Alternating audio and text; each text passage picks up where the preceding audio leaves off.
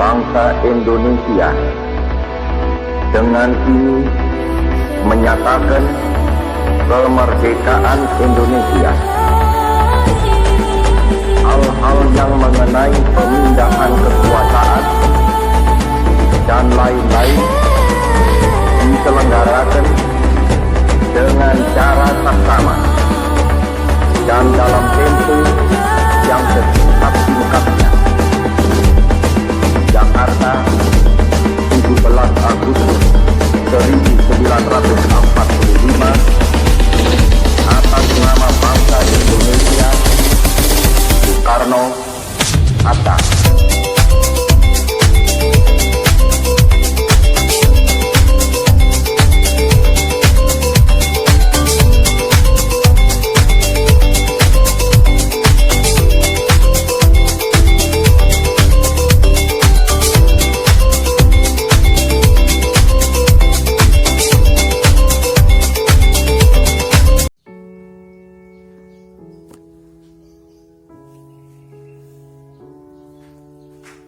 Bismillahirrahmanirrahim. Assalamualaikum warahmatullahi wabarakatuh. Innal hamdalillah nahmaduhu wa nasta'inuhu wa nastaghfiruh wa na'udzu billahi min syururi anfusina wa min sayyiati a'malina may yahdihillahu fala mudhillalah wa may yudhlilhu fala hadiyalah. Asyhadu an la ilaha illallah wa asyhadu anna Muhammadan abduhu wa rasuluh. Amma ba'du. Kepada Ustadz Ahmad Muhammad Musta'in Nasoha, AH, SH, MH, selaku dosen pembimbing mata kuliah Pancasila yang saya hormati, dan kepada teman-teman pendengar semuanya yang saya sayangi dan saya banggakan. Pertama-tama, marilah kita panjatkan puji syukur alhamdulillah atas nikmat yang telah Allah berikan kepada kita semua, berupa nikmat sehat, nikmat iman, nikmat Islam, dan nikmat ihsan yang sampai detik ini masih kita rasakan dan kita nikmati. Yang kedua, tak lupa sholawat dan salam kita junjungkan kepada Nabi besar kita, yaitu Nabi Muhammad Sallallahu Alaihi Wasallam, yang dimana beliau adalah suri tauladan yang baik bagi kita, sosok manusia pembawa perubahan terhadap dunia yang diutus oleh Allah untuk menyempurnakan akhlak manusia, dan beliau menuntun kita dari jalan kegelapan menuju jalan yang telah diberi oleh Allah Subhanahu wa taala. Pada kesempatan kali ini, izinkan saya Zakian Azizah untuk menyampaikan sedikit materi yang berjudul Cinta Tanah Air dalam Sudut Pandang Islam. Cinta tanah air adalah perwujudan dari nasionalisme. Nasionalisme sendiri berasal dari bahasa Inggris yang berarti bangsa. Dan dari Kamus Besar Bahasa Indonesia, bangsa memiliki beberapa arti. Yang pertama yaitu kesatuan orang yang sama asal keturunan, adat, bahasa, dan sama sejarahnya yang berpemerintahan sendiri. Yang kedua yaitu golongan manusia, hewan, dan tumbuh-tumbuhan yang mempunyai asal-usul yang sama dan sifat khas yang sama. Yang ketiga yaitu kumpulan manusia yang biasanya terikat dalam persamaan bahasa dan kebudayaan secara umum dan bertempat tinggal di wilayah tertentu. Istilah nasionalisme diserap dalam bahasa Indonesia dan memiliki dua arti. Yang pertama adalah paham ajaran untuk mencintai bangsa dan negara sendiri, dan yang kedua adalah kesadaran keanggotaan dalam mencapai, mempertahankan, mengintegrasi, menjaga kemakmuran dan kekuatan bangsa.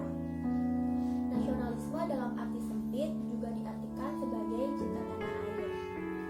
Cinta tanah air dapat kita wujudkan melalui belajar dengan giat, menjaga kebersihan lingkungan, menghormati orang tua dan guru, menghargai sesama teman, dan toleransi antar perbedaan keyakinan.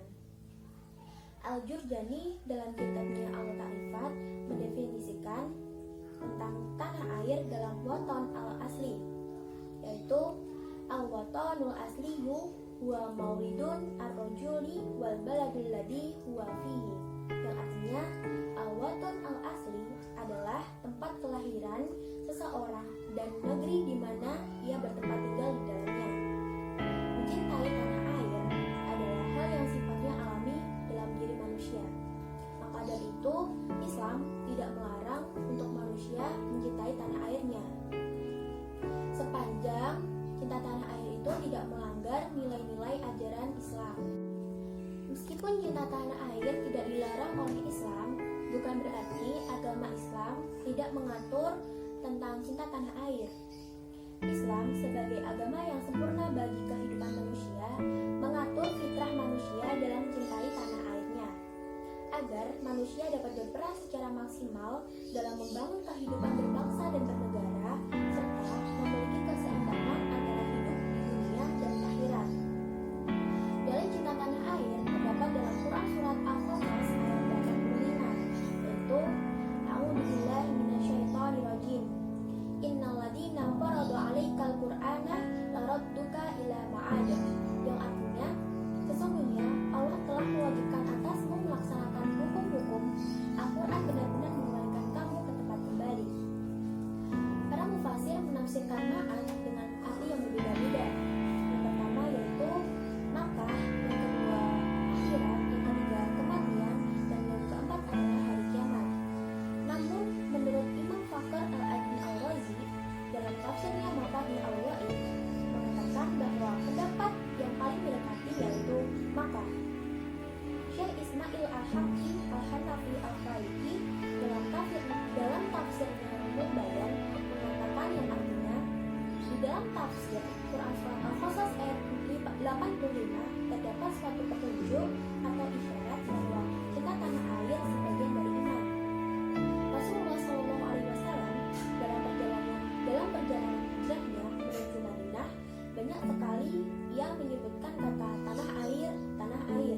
Kemudian Allah Subhanahu wa taala mengabulkan permohonannya dengan Rasulullah kembali ke Mekah.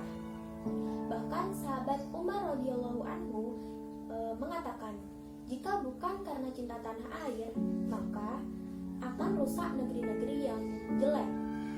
Maka sebab cinta tanah air, dibangunlah negeri-negeri itu.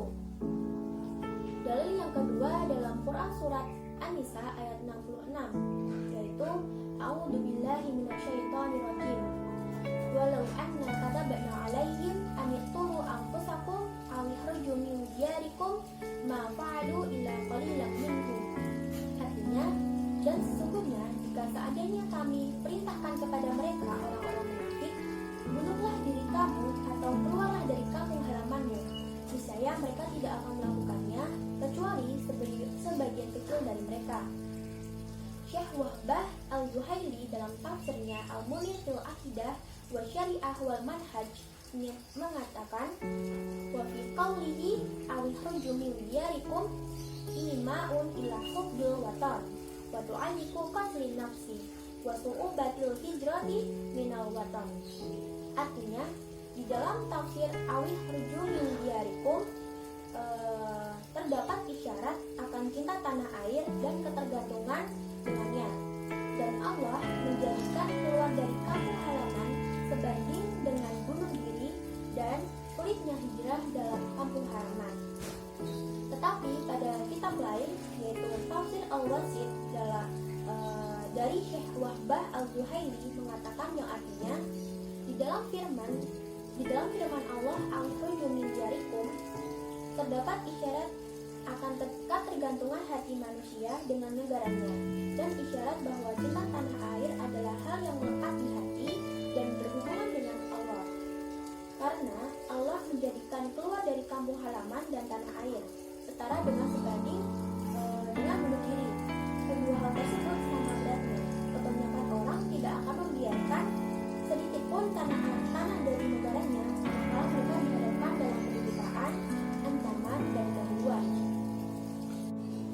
Dalil selanjutnya yaitu dalam Quran surat At-Taubah ayat 122, yaitu A'udzubillahi minasyaitonirrajim. Wa ma kana al-mu'minuna liyunfiru kaffatan falau nafara min kulli firqatin minhum ta'ifatun yatafaqahu fid-din wa yunziru qaumahum idza raja'u ilaihim la'allahum yahrabun.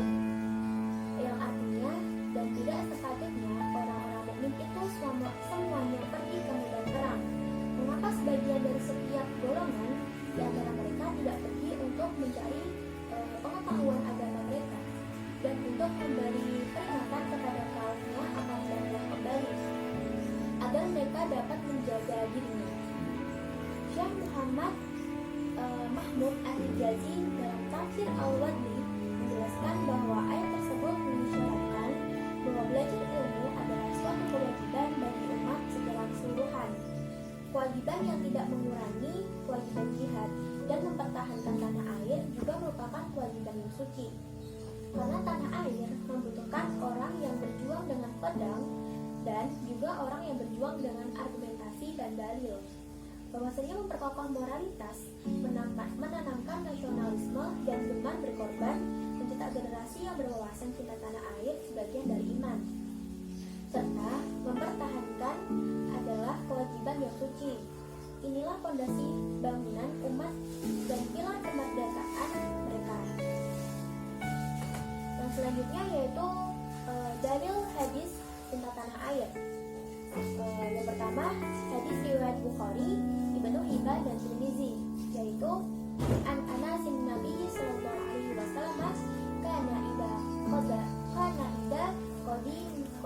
qadima min safari fanadara ila jurudatil Madinah aw da'a naqatahu wa in kana ala dabbati harakaha min hubbiha wa fil hadisi dalalatun ala fadli Madinah wa ala masyru'iyya hubbil watanu wal hanini ilaihi.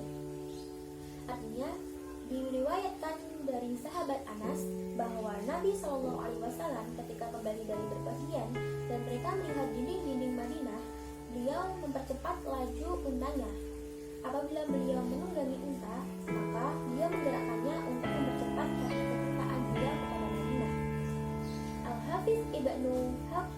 Al-Hafiz Ibnu Hajar Al-Asqalani dalam kitabnya Fathul Bari Asy-Syarih Sahih Bukhari menegaskan bahwa dalam hadis tersebut terdapat dalil petunjuk pertama, dalil atas keutamaan kota Madinah, dan kedua yaitu dalil disyariatkannya cinta tanah air dan rindu kepadanya. Dalil yang selanjutnya yaitu dalil hadis yang diriwayatkan Ibnu Ishaq sebagaimana disampaikan dalam Abu Al-Qasim Syihabuddin Abdurrahman bin Ismail yang masyhur dengan Abu Syamah dalam kitabnya Syarhul Hadis Al-Muqtafa fil Mab'atsil Nabi Abu Syamah, yaitu qala Suhaili wa fi hadisi wa raqata annahu qala li Rasulillah sallallahu alaihi wasallam la tukadzabana falam yakun lahu Nabi sallallahu alaihi wasallam syai'an thumma qala wa la tudayanna falam yaqulu Nabi sallallahu alaihi wasallam syai'an thumma qala wa la tuhrajunna faqala aw nukhiju iyahum wa hada dalil ala hubbil watani wa shidadati mufarikati ala nafsi. Yang artinya yaitu Al-Suhaili berkata, dan dalam hadis tentang Warakah bahwasanya dia berkata kepada Rasulullah sallallahu alaihi wasallam, sungguh engkau akan didustakan. Nabi tidak berkata sedikit pun. Lalu dia berkata lagi, dan sungguh engkau akan disakiti. Nabi pun tidak berkata lagi. Lalu dia berkata, sungguh engkau akan diusir. Kemudian Nabi menjawab, apakah mereka akan mengusirku? Al-Suhaili menyatakan, disinilah terdapat dalil atas cinta tanah air dan beratnya memisahkan dari hati. Di dalam kitab Tasrifi Syarhi Taqribil Asanid wa Taqribil Masanid pada hadis yang sama juga mengutip pendapat As-Suhaili, yaitu faqala Suhailiyu fi hada dalilu ala hubbil watan wa syidadati mufariqati ala nafsi. Yang artinya Al-Suhaili berkata, di sini terdapat dalil atas cinta tanah air dan beratnya memisahkan dari hati. Pemaparan di atas menunjukkan bahwa cinta tanah air memiliki dalil yang bersumber dari Quran dan hadis, sebagaimana ditegaskan oleh para ulama seperti Al-Hafiz Ibnu Hajar Al-Asqalani, Imam Jalaluddin Al-Suyuti, Abdul Rahim Al-Iraqi, Syekh Ismail Haqqi Al-Hanafi, dan yang lainnya. Sehingga vonis cinta tanah air tidak ada dalilnya jelas tidak benar dan tidak berdasar. Sekian materi dari saya. Bila ada kurangnya, saya mohon maaf sebesar-besarnya. Wabillahi taufiq wal hidayah. Wassalamualaikum warahmatullahi wabarakatuh.